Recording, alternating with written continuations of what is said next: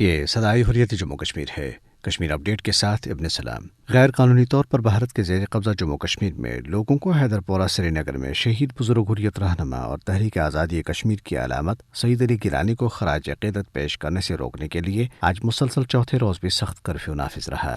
لوگوں کو شہید رہنما کی رہائش گاہ کی طرف مارچ سے روکنے کے لیے وادی کشمیر میں ہزاروں بھارتی فوجیوں کو تعینات کیا گیا تھا۔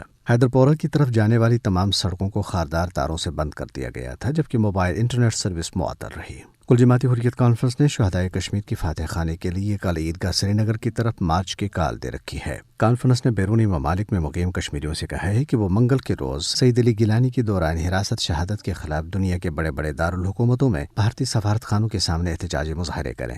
دریاسنا سعید علی گیلانی کے بیٹوں ڈاکٹر نعیم گیلانی اور ڈاکٹر نسیم گیلانی نے سری نگر میں میڈیا انٹرویوز میں کہا ہے کہ انہیں اسلامی روایات کے مطابق اپنے والد کی آخری رسومات ادا کرنے کی اجازت نہیں دی گئی۔ انہوں نے افسوس کا اظہار کیا ہے کہ بھارتی حکام نے ان کے والد کی میت کے ساتھ وہی سلوک کیا جو وہ ان کے ساتھ زندگی میں کرتے رہے۔ مفتی اعظم کشمیر مفتی ناصر الاسلام، حریت رہنما بلال احمد صدیقی، سابق بھارتی وزیر پروفیسر سیف الدین سوز، سابق وزرائے اعلیٰ ڈاکٹر فاروق عبداللہ اور عمر عبداللہ اور حریت کانفرنس آزاد کشمیر شاخ کے رہنما محمد فاروق رحمانی سمیت زندگی کے مختلف شعبوں سے تعلق رکھنے والے لوگوں نے اپنے بیانات میں سعید علی گیلانی کے انتقال کو کشمیری عوام کے لیے بہت بڑا نقصان قرار دیا۔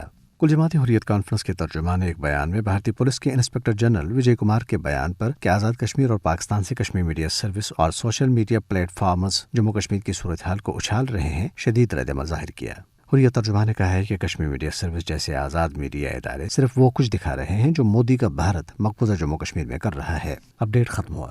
تحریک آزادی کشمیر کی تاریخ سعید علی گیلانی کے روشن تذکرے کے بغیر نامکمل ہے۔ آپ اپنی زندگی کے آخری ایام تک جس باوقار انداز اور پرجوش طریقے سے تحریک حریت کو بھارت کے خلاف ہر محاذ پر جاری رکھا، وہ بلا شبہ ناقابل فراموش ہے۔ ہندو استعمار، ظلم و جور کے تمام تر ہتھکڑوں کے باوجود اس نڈر و بے باک رہنما کو اپنی اصولی موقف سے ہٹا نہ سکے۔ آپ اپنی سرزمین پر بھارت کے جابرانہ قبضے کے شدید مخالف اور اصولوں کی بنیاد پر الحاق پاکستان کے پرجوش حامی تھے۔ اپنی قوم کی آزادی کے لیے وہ ڈنکے کی چوٹ پر بولتے، خود آزادی کے نعرے بلند کر کے کشمیری نوجوانوں کا لہو گرماتے، جیل جاتے وقت بھی وردی پوش گنڈوں کو للکارتے نظر آتے۔ قابض انتظامیہ نے اگرچہ سعید علی گیلانی کو اپنی آخری سانس تک نظر بند رکھا، لیکن نہ ان کی آواز کو دبایا جا سکا، نہ ان کی سوچ پر کوئی پابندی لگ سکی، نہ ان کے جذبہ حریت میں کوئی کمی آ سکی، بلکہ آج آزادی کی تڑپ ہر کشمیری کے دل میں موجزن ہے۔